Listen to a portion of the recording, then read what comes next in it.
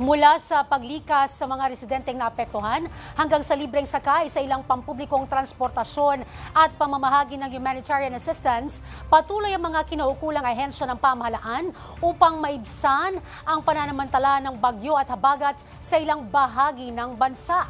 Si Kate Renya para sa buong detalye.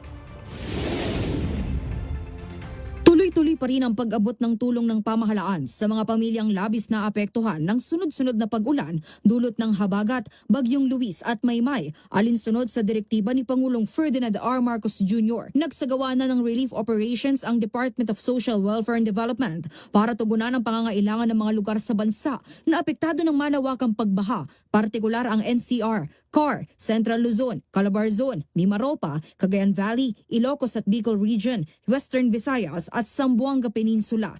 Sa datos ng DSWD, nasa higit 1.1 million na family food packs na ang naipamahagi.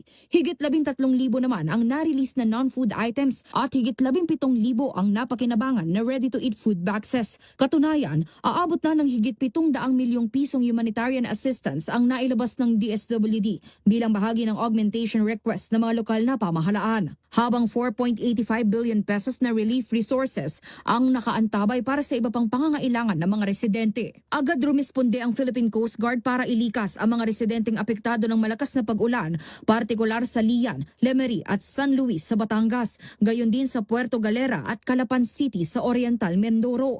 Nagsagawa rin ng pumping at clearing operations para alisin ang tubig baha, debris at iba pang nakaharang sa waterways para mapanatiling ligtas ang mga kababayan. Rumisponde rin ang PCG sa pumapalaot na sailing yacht na sumadsad sa barangay San Teodoro, Mabini, Batangas matapos maputol ang mooring line nito dahil sa malakas na alon. Nakikipag-ugnayan na rin ang Coast Guard Substation Mabini sa may-ari ng yate. Aktibo naman ang Municipal Disaster Risk Reduction and Management Office o MDDRRMO. Katuwang ang responders sa Apalit, Pampanga, Kulasi Antique, San Juan at Victoria sa Batangas at Santa Cruz Occidental, Mindoro upang ilikas sa mga stranded na residente sa lugar, maging ang mga motorista. Nagsagawa na rin ng search and retrieval at field assessment, maging ang pagpapamahagi ng hygiene kits, toolkits at roofing materials sa mga nangangailangang pamilya. Samantala, nagpatupad naman ang Department of Transportation katuwang iba't ibang ahensya ng pamahalaan ng libreng sakay ngayong araw, August 19, simula alas 6 ng umaga hanggang alas 8 ng gabi para mapabilis ang pagbiyahe ng commuters.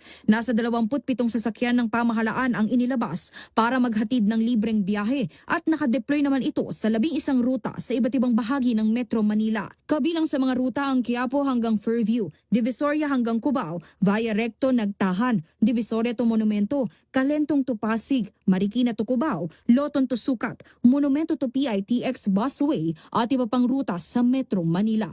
Para sa totoong balita sa Bagong Pilipinas, Kate Renya para sa 13 sa tanghali ng Congress TV.